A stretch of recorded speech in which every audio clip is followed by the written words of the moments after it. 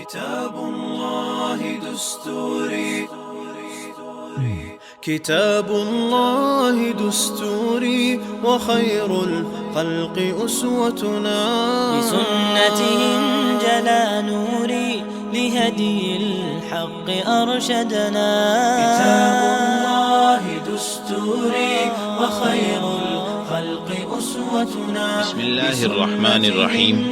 واقعات پڑھیے اور عبرت لیجیے۔ سبق نمبر 35، حضرت زینب رضی اللہ عنہا کا نکاح اور اطاعت رسول۔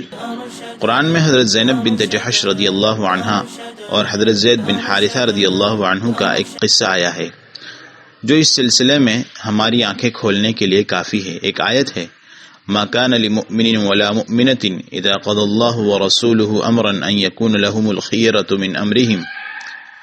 کسی مومن مرد اور عورت کے لیے اس بات کی گنجائش نہیں ہے کہ اللہ اور اللہ کے رسول کا فیصلہ آ جانے کے بعد اپنا اختیار استعمال کرے۔ یہ آیت اس وقت نازل ہوئی تھی جب کہ اللہ کے نبی صلی اللہ علیہ وسلم کی پھوپھیزاد بہن حضرت زینب بنت جحش رضی اللہ عنہا کے نکاح کا مسئلہ اٹھا تھا۔ حضرت زینب رضی اللہ عنہا اپنے علاقے میں بہت ہی خوبصورت مانی جاتی تھی، خاندان بھی اونچا، یعنی قریش کا۔ اللہ کے نبی صلی اللہ علیہ وسلم کا خاندان عرب میں سب سے اونچا خاندان تھا۔ اسی درمیان اللہ کے نبی صلی اللہ علیہ وسلم نے ایک رشتہ بھیجا۔ وہ رشتہ کیا تھا؟ حضور صلی اللہ علیہ وسلم کے ایک منہ بولے بیٹے تھے جن کا نام حضرت زید بن حارثہ رضی اللہ عنہ تھا۔ یہی وہ زید ہیں جن کا قرآن میں نام آیا ہے۔ ان کے سوا کسی اور صحابی کا نام قرآن میں نہیں ہے، اگرچہ کہ ان سے بڑے بڑے صحابہ ہیں، حضرت ابوبکر، حضرت عمر، حضرت عثمان، حضرت علی رضی اللہ عنہم، مگر کسی کا نام قرآن میں نہیں ہے، صرف حضرت زید کا نام قرآن میں آیا ہے۔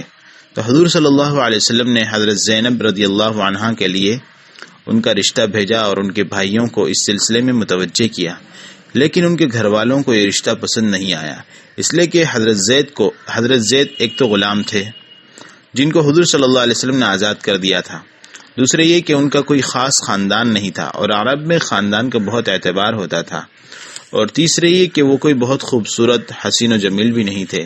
ان تینوں اعتبار سے حضرت زینب رضی اللہ عنہا ان سے بہت اونچی تھی، اس لیے ان کے خاندان والوں کو یہ رشتہ پسند نہ آیا اور شک میں پڑ گئے کہ مانیں کہ نہ مانیں۔ اس وقت اللہ تعالیٰ نے قرآن میں یہ آیت نازل فرمائی کہ کسی بھی معاملے میں، چھوٹے سے چھوٹے معاملے میں بھی، چاہے وہ تمہاری عبادات سے متعلق ہو یا معاملات سے، دین کا معاملہ ہو یا دنیا کا کوئی مسئلہ ہو، کسی بھی قسم کا معاملہ ہو، جب اس میں اللہ اور اللہ کے نبی کا کوئی حکم آ جائے تو کسی کو کوئی اختیار نہیں کہ اپنا بس چلائیں اور اپنی مرضی پر چلیں۔ دیکھیے، یہاں شادی کا مسئلہ تھا، پسند ناپسند کا مسئلہ تھا، رسول اللہ صلی اللہ علیہ وسلم نے کہہ دیا کہ یہ رشتہ ہے، اس کو قبول کرو۔ دوسری جانب سے کچھ شک کا معاملہ آ گیا تو قرآن میں یہ آیت نازل ہو گئی کہ اللہ کے رسول کی طرف سے ایک بات طے ہو اور ان کی بات کو تم ٹھکرا کر اپنی مرضی پر تم چلنا چاہو تو اس کا مومن کو بالکل اختیار نہیں ہے۔ حضرت ابن عمر رضی اللہ عنہما کا کمال اتباع۔ حضرت ابن سیرین رحمہ اللہ بیان کرتے ہیں کہ حضرت ابن عمر رضی اللہ عنہما نے ایک دفعہ حج کیا اور حج کے بعد واپسی میں ہم لوگ ساتھ تھے۔ آپ اونٹ پر سوار ہوئے اور چلتے رہے اور ہم بھی ساتھ چلتے رہے۔ درمیان راستے میں ایک جگہ اونٹ والے سے کہا کہ اونٹ کو بٹھا دو، اس نے اونٹ کو بٹھا دیا۔ آپ اترے اور ذرا دور چلے گئے، پھر ایک جگہ اس طرح بیٹھ گئے جیسے کوئی پیشاب کرنے بیٹھتا ہے۔ اس کے بعد واپس آیا اور فرمایا کہ چلو۔ حضرت ابن سیرین رحمہ اللہ نے کہا کہ حضرت، ہم تو یہ سوچ رہے تھے کہ آپ نے پیشاب کیا ہے تو وضو بھی کریں گے اور 2-4 رکعتیں پڑھیں گے۔ فرمایا کہ میں نے تو پیشاب نہیں کیا، میرا تو وضو ہے۔